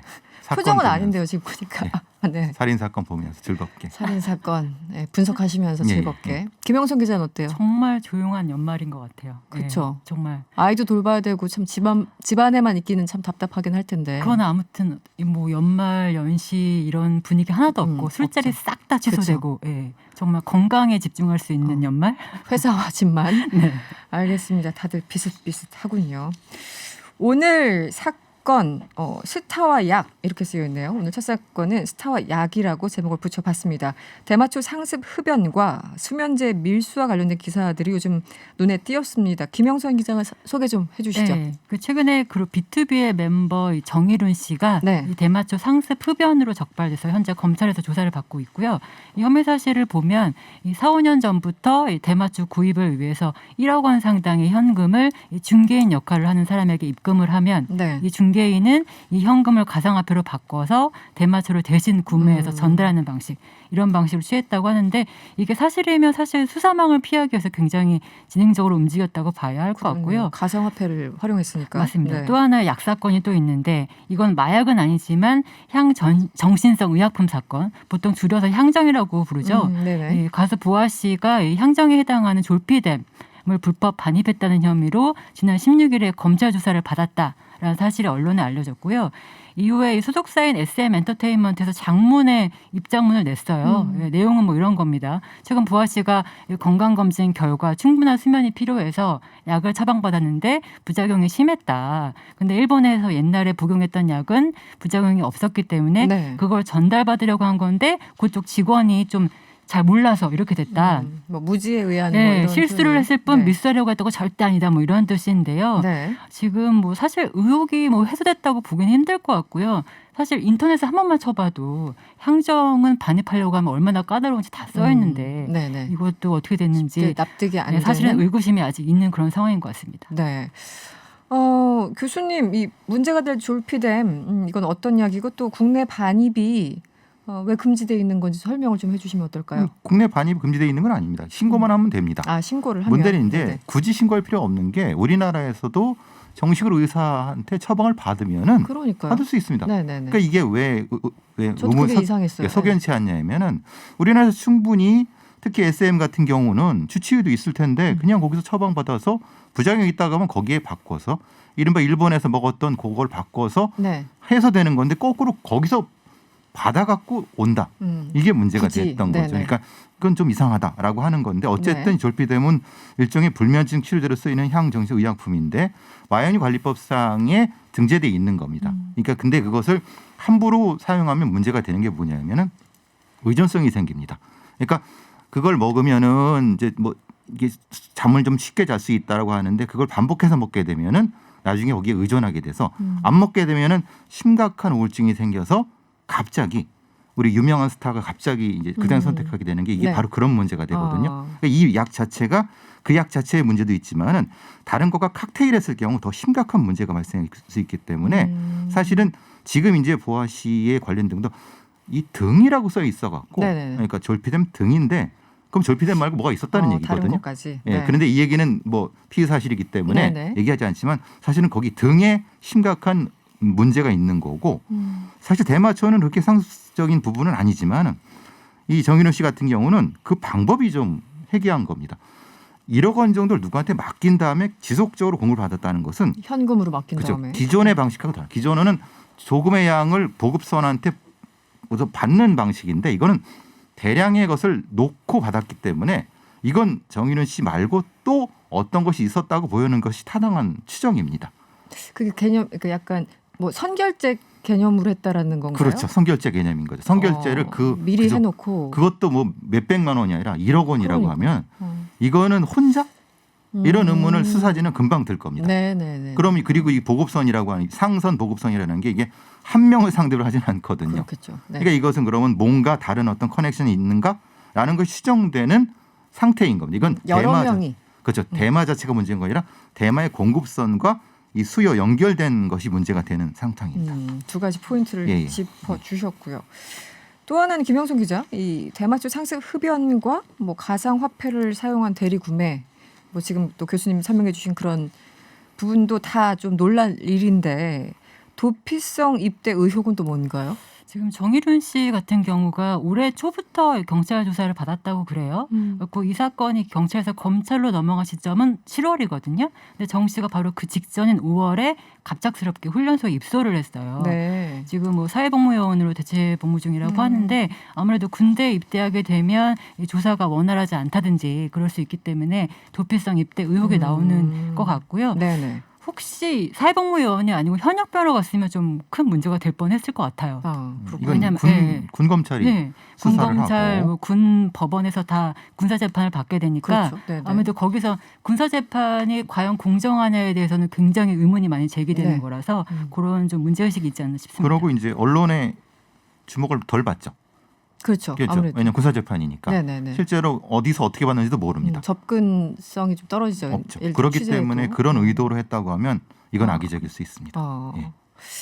그렇군요. 시기가 참 묘하군요. 다행히 그 사회복무요원이어서 어쨌든 지금은 서울중앙지검에서 조사를 받고 있다고 하고 네. 재판도 아마 일반 재판정에서 받게 될 것 같습니다. 네, 알겠습니다.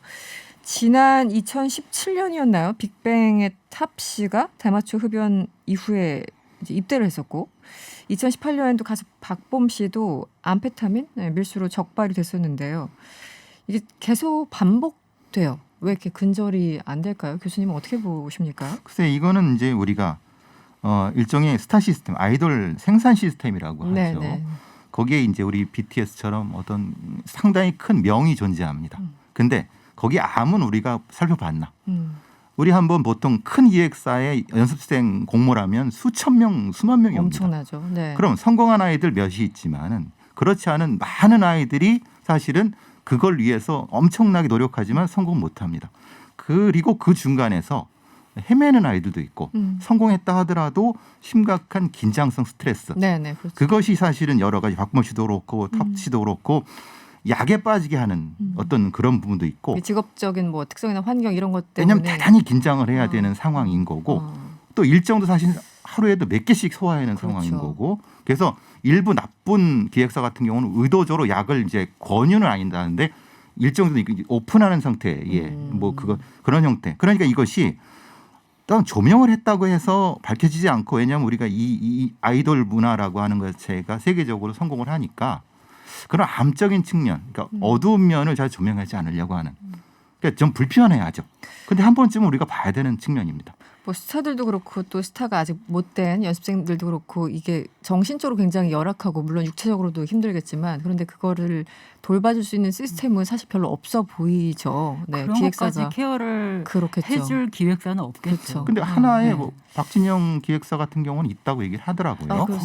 거의 유일한 것 같아요. 유일한데 유일하게. 다른 많은 기획사들 그리고 중간 기획사들은 거의 유엔에서 규정하는 아동 착취 노동 이 정도는 아니라 하더라도 이건 봐야 되는 정도입니다. 거의. 왜냐하면 이 일정 돌리는 게 거의 살인적인 그렇죠. 일정을 돌리거든요. 네, 그것 때문에 사고도 많이 나잖아요. 사고도 많이 나고 네. 그래서 레이스 코드 같은 경우는 교통사고로 돌아가시기까지 했지 않습니까? 근데 그 다음에 변한 게 뭐가 있느냐? 그러나 어떤 살인적인 형태 일정에 대한 어떤 아동 착취에 대한 부분 이게 불편하게 생각하시죠. 왜냐하면 제가 네. 이 말을 하는 것조차도 왜냐하면 대중문화 전문가들이 이런 얘기를 못 하시는 거고 범죄 전문가니까 이게 제가 욕을 먹을 각오로 얘기하는데 하셔야죠. 네. 어쨌든 이런 부분은 우리가 BTS의 성공만 얘기할 것이 아니라 그 속에서 많이 고생하고 있는 우리 아이들을 한 번쯤은 돌봐야 된다라고 봅니다. 사회적으로 관심을 가져야지만 또 제도적으로 개선이 되기 때문에 계속 우리가 얘기를 해야 되겠죠. 불편한 사람들이 있어도. 알겠습니다. 다음 주제로 좀 넘어가 볼까요? 5년 뒤에 처벌 이렇게 제목을 달아봤는데요. 김영선 기자 사건 내용을 좀 전해주시죠. 네, 그 피해 여성이 고등학교 나이 때 이 문신 시술 수업을 받다가 이 강사로부터 성폭행을 당한 겁니다. 그때는 이제 고소를 하지 못하다가 이 여성이 성인이 된 후에 가해자를 고소를 했고요. 최근 이 가해자에게 징역 7년이 선고됐습니다. 이 피해를 당한 시점이 2015년이었으니까 5년 만에 가해자가 처벌을 받게 된 건데요. 정말 이 5년 동안 피해자가 얼마나 힘들었을까라는 생각이 드는데 피해 당시에는 물증이 없어서 처벌이 안 될 거다 이렇게 생각을 했대요. 학생 때. 네. 특히 문신 시술을 배우게 해준 부모님이 얼마나 충격받을까 이런 생각이 들어서 차마 공개적으로 문제 제기를 안 했는데 네. 성인이 돼서 이 사건과 관련해서 굉장히 우울감을 느끼게 됐다고 하고 네. 결국 아버지에게 피해 사실을 털어놓았고 아빠가 이제 대신 나서서 가해자에게 사과를 요구했지만 별다른 연락이 없었다고 하고요. 결국은 참다 못해서 지난해 고소를 했고 이번에 징역형을 받아낸 겁니다. 저는 이 사건 보면서 사실은 성폭행이나 이런 관련해서 재판부에서 납득이 안 가는 재판 결과를 우리는 너무 많이 봐왔잖아요. 뭐 집행유예 해주고 이런 거. 그런데 무려 5년이 지났는데 7년 선고됐다고 해서 너무 앞서가는 건지 모르겠지만 약간 재판부가 이제 성인지 감수성 이런 거에 대해서 이제 눈을 조금 뜨기 시작했나 이런 생각이 들었거든요. 그렇죠. 네, 어떻게 보였습니까, 교수님? 일종의 이제 이런 범죄를 우리는 뭐 관습적으로 그루밍 성범죄라고 하지만은 범죄 분류상으로는 소셜 어퀘인턴스 레이프, 그러니까 사회적 지인애양 강간이나 서브오디네이터 지배 강간 형태로 네네. 되거든요.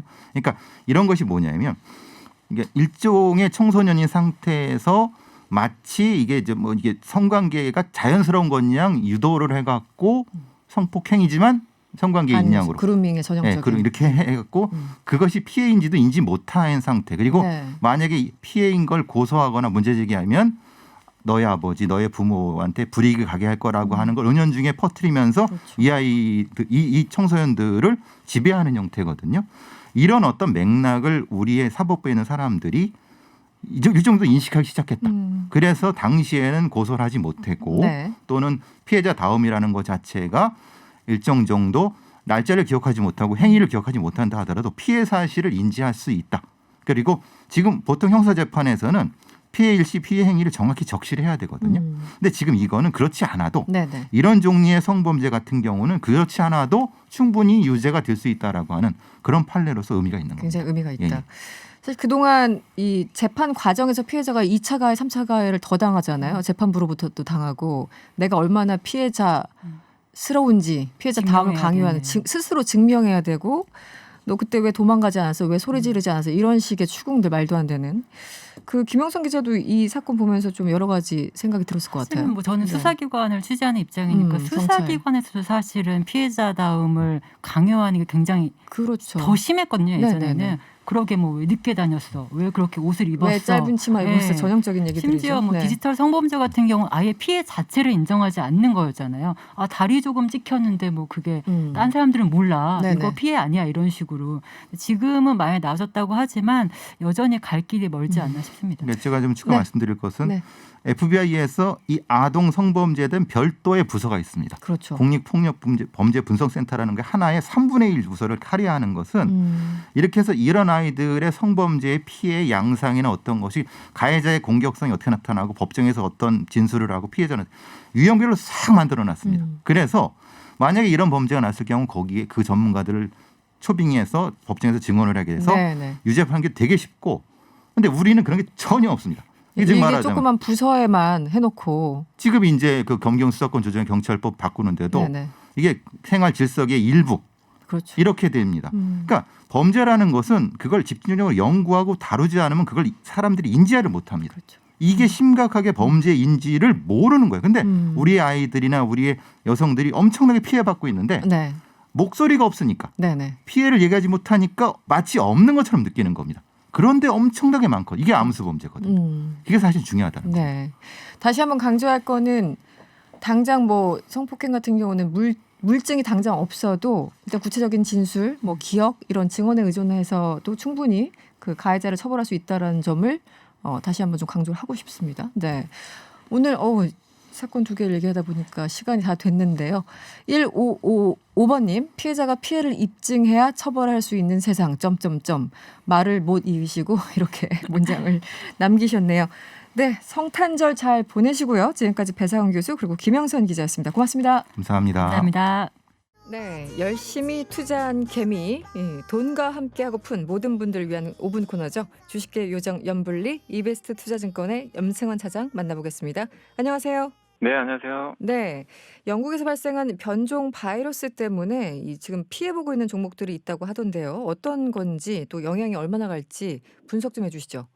네, 일단 이제 바이러스 변종이 좀 발생을 해가지고 지금 이제 뭐 미국의 백신이나 이런 치료제가 무력화되지 않을까 이런 우려감들이 굉장히 커지고 있는데요. 네. 실제로 이제 이게 뭐 어느 정도 파급 효과가 있을지 모르겠지만 뭐 전 세계 각국이 갑자기 이제 영국을 출입 금지시키고 이런 좀 조치들을 취하고 있는데 사실 이제 바이러스 변종이라는 건 지금 기존에 나왔던 백신이나 치료제가 일단 통할지 안 통할지는 지금 알 수는 없는데 또 네. 이게 임상을 또 해야 될 수도 있거든요. 네네. 그럼 또 시간도 많이 걸리고 네. 기존의 치료제라든가 이런 백신을 만들고 있는 업체 입장에서는 저런 이제 변종이 자꾸만 발생을 하게 되면 이제 더욱더 어떻게 보면 이제 이 백신이나 치료제를 만들기가 더더욱 힘들어질 수 있다는 그런 부담감이 생기기 때문에 네. 어떻게 보면 좀 약간 공포감이 들 수도 있을 것 같은데 근데 분명한 건 이제 화이자하고 모더나 측에서는 그 변종 바이러스에 충분히 대비할 수 있다라고 또 그런 또 설명을 하고 얘기를 있죠. 했기 네네네. 때문에 그렇기 때문에 너무 우려할 필요는 없다라고 좀 하고 있는데 근데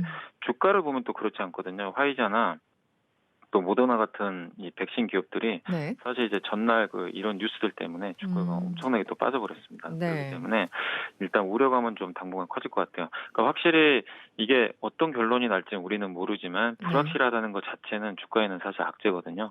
그래서 유럽 증시가 그런 뉴스로 인해서 또 많이 흔들렸었기 때문에 네. 일단 분명히 증시에는 좀 부담이 될 수밖에 없다. 다만 이게 영향이 오래 갈지는 그거는 좀 더 상황은 지켜봐야 될 것 같습니다. 네. 요즘 주식이 고공행진을 쭉 이어오고 있다가 어저께인가 좀 빠졌나요? 그러다가 오늘은 또 어땠는지도 궁금합니다. 네, 오늘은 그래도 증시가 다시 또 반등에 성공했고요. 네. 물론 뭐 코스닥은 좀 빠졌는데 코스피 같은 경우는 26포인트 한 1% 가까이 강세 보였는데 오늘 이렇게 증시가 강했던 배경은 일단 물론 이제 어제 빠져서 되돌림이 나온 것도 있지만 네. 이 LG전자가 이제 굉장히 좀 좋은 호재가 나오면서 오늘 좀 상한가를 갔는데 애플이 그 전기차 개발한다는 뉴스 아마 들어보셨을 거예요. 네네. 말씀하신 것 같아요. 네네. 네, 그거와 좀 관련해가지고 LG전자가 아마 애플에 좀 이게 부품이나 이런 걸 납품하지 않을까 이런 좀 뉴스가 오늘 좀 나온 게 있었습니다. 그래서 네. LG전자가 자동차 부품 사업을 하고 있거든요. 네. 근데 그 회사를 따로 떼내서 물적 분할을 해서 세계적인 부품 회사랑 같이 조인트 벤처 이제 협력을 해가지고 회사를 하나 만든다고 하더라고요. 네. 그렇게 되면 이게 결국 애플과 어떻게 나중에 좀 협업이 돼서 전기차 부품 납품하지 않을까. 물론 기대감입니다. 아직 아무것도 결정된 건 아닌데. 네. 그래서 LG전자가 상한가에 가고 LG그룹 전체가 다 급등을 하고 그 밑에 자동차 관련된 기업들이 다 같이 급등하면서 증시 분위기가 좀 오늘 어떻게 보면 좀 달아올랐다 이렇게 좀 보시면 좋을 것 같고 네. 반면에 코스닥은 왜 빠졌냐면요. 네. 아까 말씀드린 대로 이런 변종 바이러스나 이런 것들 때문에 지금 최근에 미국도 그렇고 전 세계 바이오 기업들 주가 흐름이 좀 안 좋은데 오늘 이제 그런 여파로 오늘 코스닥의 바이오 기업들은 정반대로 주가가 좀 급락을 해버렸어요. 최근에 물론 이제 바이오 기업들이 오른 것도 있는데 그렇죠. 그래서 네. 바이오가 시가총액 비중이 워낙 크기 때문에 그런 영향으로 오늘 코스닥은 좀 상대적으로 좀 좋지 않았다라고 말씀을 드리겠습니다. 이제 뭐 크리스마스 시즌이잖아요. 네. 이제 연말이기도 하고 크리스마스 시즌인데 이럴 때 특별히 눈여겨봐야 되는 뭐 그런 종목들이 있을까요? 그 사실 예전에는 이제 이렇게 크리스마스 시즌 오면 그 우리가 소비재 기업들 많이 보고 막 그러는데 네. 올해는 뭐 온라인은 물론 좋겠지만 그렇죠. 오프라인 쪽에서는 사실 활동을 할 수가 없잖아요. 네네. 나가서 물건 사기 어렵기 때문에 그래서 소비를 좀 기대하기는 좀 어려워졌고 물론 이제 내년을 본다면 언젠가 정상화 되니까 우리가 뭐 의류나 백화점 같은 회사들 보는 건 좋은데 당장 뭐 소비 시즌이라고 해서 그 기업들 주가가 올라갈 것 같지는 않고요. 결국 어쨌든 언택트 같아요. 언택트 뭐 비즈니스를 하는 기업들이 계속 주목받을 것 같고 네. 저는 오늘 좀 말씀드리고 싶은 거는 게임사들 좀 보셨으면 좋겠어요. 게임이요. 게임사들이 왜냐하면 어차피 또 집에만 있어야 되는 상황이니까 게임 수요는 좀 늘 수밖에 없고 근데 신작 게임이 또 나옵니다. 뭐 NC소프트라든가 이런 대표적인 큰 기업들이 내년 초에 신작 게임들을 다 공개를 하거든요. 근데 게임사는 항상 신작 게임 기대감으로 주가들이 항상 오르는 경우들이 많이 있기 때문에 모처럼 나오는 이 대작 게임들이 주가를 조금 긍정적으로 반응을 일으킬 수 있다고 좀 보고 있기 때문에 좀 언택트랑 맞물려서 한번 신작 게임이 예정된 게임사들도 지켜보시면 좋을 것 같습니다. 알겠습니다. 오늘 돈과 함께는 여기까지 듣겠습니다. 지금까지 이베스트 투자증권 염승환 차장이었습니다. 고맙습니다. 네, 감사합니다. 네, 혐오와 차별을 없애고 모두를 있는 그대로 바라보는 시간입니다. 알고 보면 놀라운 불평등한 세상 이야기 웁스 시간입니다. 한겨레 임지선 기자 오늘은 전화로 연결돼 있습니다. 임 기자님 안녕하세요. 네, 안녕하세요. 네, 오늘은 어떤 이야기를 좀 준비해 오셨습니까? 이번 크리스마스에는 메리 크리스마스보다도 안전한 크리스마스를 보내세요 이런 인사 많이 하는 것 같던데요. 네네. 그 크리스마스 다가오니까 어떻게 좀 주변에 줄 선물 같은 거 좀 고르셨나요? 좀 선물 소일거리들이 있죠. 좀 사야죠. 네. 네. 그래서 작은 선물이라도 특히 뭐 어린 자녀가 있거나 뭐 조카가 있거나 이런 분들은 뭐 꼭 크리스마스가 선물 줘야 되는 날은 아니지만 준비하는 경우들이 많은데요. 그래서 오늘쯤에 아이고 애들 선물 좀 사야겠구나 하고 마음 바쁘실 분들도 많을 것 같아요. 그래서 제가 이 주제를 한번 가져봤습니다. 네. 제가 어제 이제 저도 그 아들 하나 딸 하나를 키우고 있는데요. 그 딸아이 이제 어린이집에서 그 선물을 꼭 가져오라고 그래가지고 하려고 문구점에 잠깐 갔다가 뭐 작은 조립식 왕구를 한 개 사는데 이제 그 주인분께서 저한테 딸 줄 거냐면서 분홍색으로 그럼 사가라고 권하시더라고요. 네네. 네네. 거기가 분홍색이랑 약간 그 초록색 계통이 있었거든요. 그래서 역시라는 느낌을 받으면서 이번 이 선물을 사는 시즌에도 이런 고민들을 얼마나 많이 하게 되고 또 무심코 이제 딸들한테는 분홍색을 뭐 아들한테는 또 뭔가 로봇이나 이런 걸 사주는 사람들이 많을까. 우리는 왜 무심코 이렇게 사게 되고 왜 아이들은 이걸 받고 좋아하게 될까. 요거에 대해서 한번 얘기해 보려고 준비를 해봤습니다. 당장 저도 피해자예요. 저 어렸을 때 피해자요. 네, 파란색하고 하늘색을 좋아해서 저도 그렇거든요. 네, 그걸 사달라고 했는데 저희 모친께서 굳이 빨간색과 분홍색 치마를 억지로 입혀가지고 굉장히 힘들었어요. 많이 싸웠는데 실제로 지금도 마트에 가서 장난감 코너가 됐든 아니면 여자 아이들 옷가게가 됐든 가면 눈부셔 할 정도로 이제 분홍색 그렇죠. 다 분홍분홍하죠. 하얀색 레이스 막 이런 것들이 너무나 많잖아요. 그래서 거기에서 아무래도 골라야 될 것 같은 압박감 속에 각종 근데 가보면요 지금 공주 소품 같은 것들부터 화장하는 게 굉장히 세분화돼 있어서 뭐 화장하기 세트들, 화장대, 화장 가방, 네일 아트 같은 것까지 굉장히 다양하게 구비가 돼 있더라고요. 초등학생들한테도요? 아니 그 정도도 아니고 더 어린 아이들 유치원 다니는 그런 어린이 영유아용으로 굉장히 많이 나와 있습니다. 네.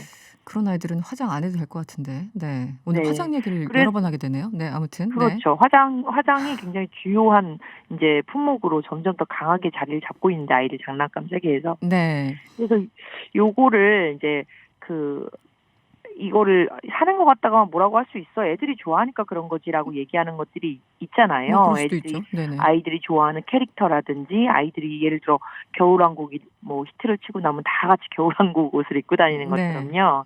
그래서 이건 어쩔 수 없는 거 아니야. 미디어나 뭐 이런 영향도 있고 하니까라고 얘기하실 수 있는 뭔가 메비우스의 띠같이 돌고 도는 영향을 받는 것 같은데 뭐 나만 거기서 아니야 나는 파란색을 딸에게 사주겠어 이렇게 하라는 얘기야 뭐야 이렇게 느끼실 수도 있을 것 같아서 보고서 하나를 최근 거를 소개를 해드리려고 해요. 네, 장난감에 어떤 특징들이 있다고 하던데요. 어떤 건가요?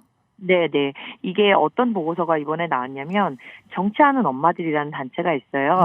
이게 시민단체인데 이제 평범하게 이제 삶을 살던 사람들이 아이를 낳고 보니까 세상에 바뀌어야 될 부분이 많다고 여겨서 정말 엄마들이 모여서 만든 시민단체인데요. 여기서 최근에 이제 양성평등교육진흥원이랑 같이 그 EBS에 나오고 있는 현재 이제 영유아 프로그램들, 애니메이션들을 분석한 거예요. 요즘에 혹시 아이들이 어떤 그 애니메이션 보는지 혹시 기억나는 거 있으세요? 제 주변에 아이가 없어가지고. 그러니까요. 저희 세대 때는 의사일 때 뭐 생각해보면 막 세일러문 같은 것도 있었던 것 같고. 그렇죠. 피광 통키 막 이런 것도 있었던 것 같고. 저는 네. 이제 그런 세대인데 요즘에 보면은 이제 뽀로로라든지 네. 뭐 또 엄마 까투리 뭐 이런 것도 있고요. 네네네. 기차로 된 캐릭터 그 띠띠뽀라고도 있고 네. 이렇게 굉장히 그 다양한 19개 정도의 애니메이션을 그 속에 나오는 750개나 되는 캐릭터를 분석해 본 거예요, 작정하고. 캐릭터 750개를 분석했다. 그랬더니요? 네, 왜냐하면 바로 이 캐릭터들이 아이들이 선물로 받고 싶어하는 바로 그 캐릭터들이거든요. 네네. 장난감들 그리고 장난감에 활용되는 뭐 뽀로로와 함께 노래요 해서 이제 뭐 악기가 나온다든지 아니면 다른 음식 만들기가 나온다든지 이렇게 나오는 분화되는 거기 때문에 네. 일단은 기본적으로 이 캐릭터를 한번 분석해 본 거죠. 네, 그랬더니요. 아이들은 네. 어떤 캐릭터를 보고 자라나 그랬더니 이 750개 명이나 되는 캐릭터 중에 기본적으로 다양성이 굉장히 떨어져서 장애를 조금이라도 갖고 있다는 어떤 이제 캐릭터로 형성된 인물은 0명, 750명이나 되는데요. 네. 그리고 여기서 여성 캐릭터를 분석해봤더니 여성 캐릭터는 아주 이제 압도적으로 30% 이상이 아주 마른 몸.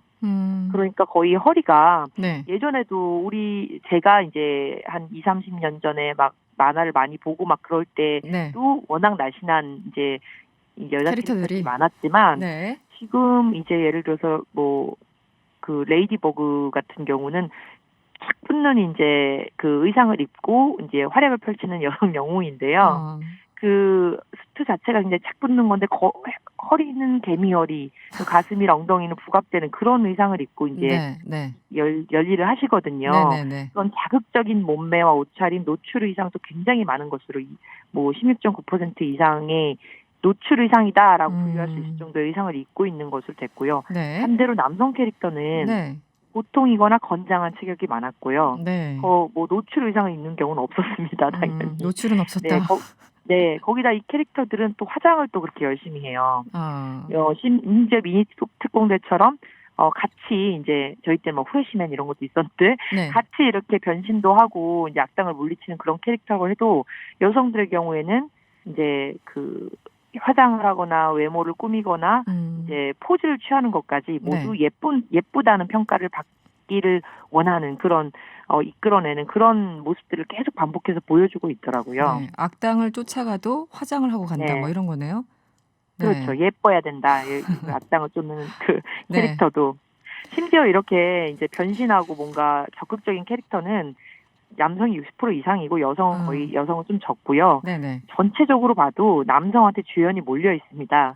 그래서 좀 괜찮은 조연 역할로 여성이 나오는 경우에도 남성이 어떤 모험을 벌인 뒤에 거기에 이제 대단하다 막 이렇게 막 칭찬해주는 그런 역할, 아니면 돌봄 노동을 도맡아서 하고 있는 그런 역할들을 많이 하고 있었고요. 알겠습니다. 그리고 오늘은 이 시간이 다 돼가지고요.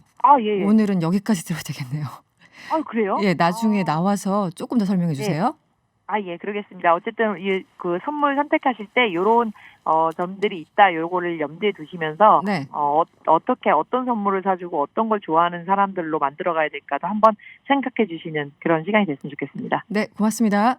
예, 고맙습니다. 네, 지금까지 한결의 임지선 기자였습니다. 0707번님, 여자아이여서 핑크는 좋아하는데 로봇은 받고 싶다고 합니다. 핑크 로봇이 있어서 다행히 구매할 수 있었습니다. 정말 다행입니다. 네. 명랑시사 저희들이 준비한 내용은 여기까지고요. 저는 내일 저녁 6시 10분에 찾아오겠습니다. 편안한 저녁 되시고요. 지금까지 이승원이었습니다.